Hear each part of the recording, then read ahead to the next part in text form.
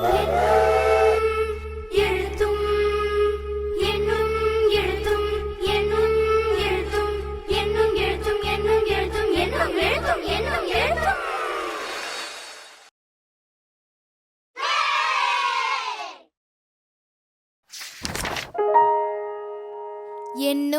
எழுத்தும்.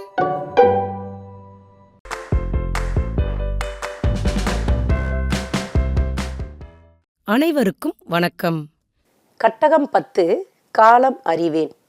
இந்த கட்டகத்தை மொட்டு மற்றும் மலர்நிலை மாணவர்களுக்கு மேற்கொள்ளும் போது அரும்பு நிலை மாணவர்களுக்கு அவர்களுக்கான பயிற்சி நூலில் உள்ள பயிற்சிகளை மேற்கொள்ள செய்யணும்.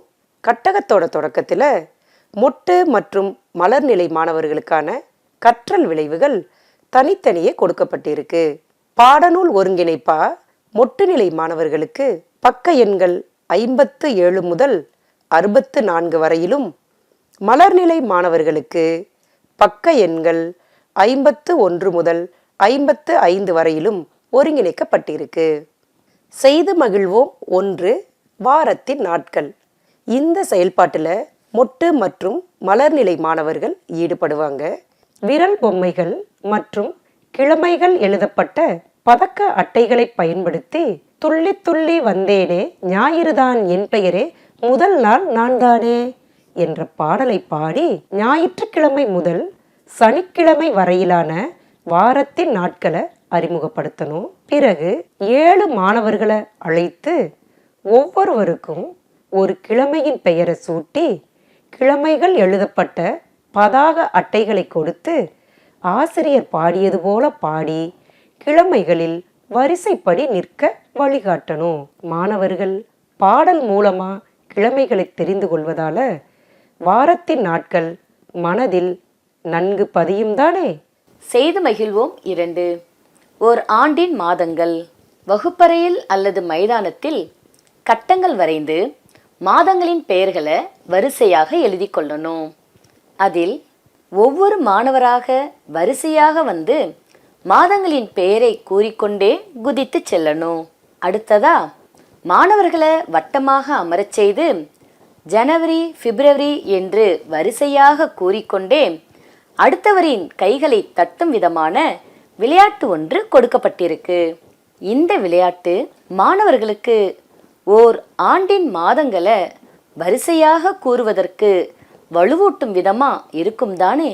அடுத்ததா சுவரில் வரிசையாக ஒட்டப்பட்ட மாத நாள்காட்டியினை பயன்படுத்தி மாதங்களின் பெயர்களை கை மூட்டுகளுடன் ஒப்பிட்டு மூட்டுகளின் மேல் அமையும் மாதங்கள் 31 நாட்களையும் 2 மூட்டுகளின் இடையில் அமையும் மாதங்கள் 30 நாட்கள் கொண்டிருப்பதையும் பிப்ரவரி மாதத்தில் மட்டும் 28 அல்லது 29 நாட்கள் இருக்கும் என்பதையும் கூறி ஒவ்வொரு மாதத்திலும் உள்ள நாள்களின் எண்ணிக்கையை அறிமுகப்படுத்தணும்.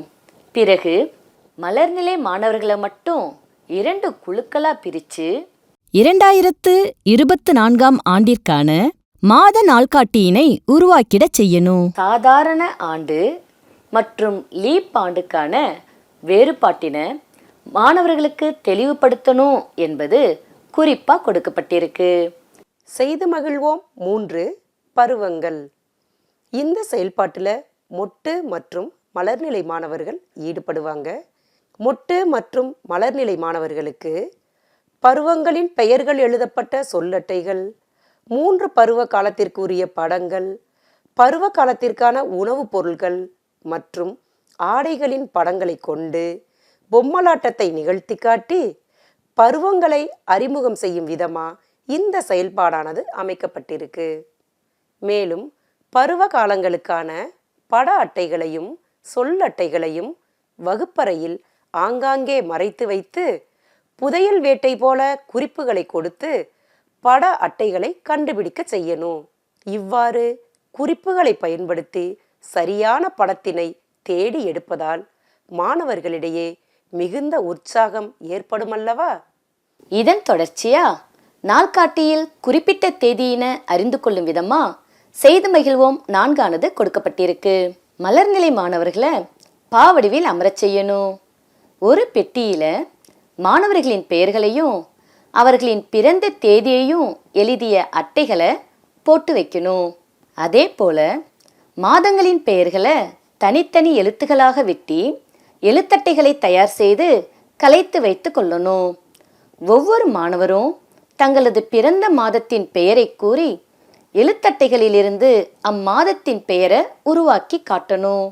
மாதத்தின் பெயரை சரியாக உருவாக்கும் மாணவருக்கு அந்த மாதத்திற்கான நாள்காட்டியை வழங்கி அவர்களின் பிறந்த நாளில் ஸ்மைலியை வரைந்து காட்ட செய்யணும்.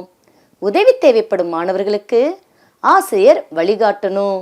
மொட்டுநிலை மாணவர்களுக்கு ஆசிரியர் மாதங்களின் பெயர்கள் எழுதப்பட்ட அட்டவணையை தயார் செய்து கொள்ளணும். அதில் மாணவர்கள் தங்களது பிறந்த நாள் வரும் மாதத்தின் அருகில் தங்களது பெயரை எழுதி காட்ட செய்யணும். செய்து மகிழ்வோம் 5. உற்பத்தி தேதி, காலாவதி தேதி. இந்த செயல்பாடானது மலர்நிலை மாணவர்களுக்கானது. ஆசிரியர் கரும்பலகையில் நாள், மாதம், ஆண்டு மற்றும் மாதம், ஆண்டு ஆகிய வடிவங்களில் தேதியை எழுதி காட்டி மாணவர்களிடம் பொருள்களின் உரைகள் சிலவற்றை கொடுத்து அதிலுள்ள தேதிகளை கண்டுபிடிக்கச் செய்து பொருள்களின் உற்பத்தி தேதி மற்றும் காலாவதி தேதி பற்றி விளக்கி கூறணும். பிறகு காலாவதியான பொருளை பயன்படுத்தலாமா அல்லது பயன்படுத்தக்கூடாதா, ஏன் என்பன போன்ற வினாக்களை கேட்டு உற்பத்தி தேதி மற்றும் காலாவதி தேதியை வலுப்படுத்தணும்.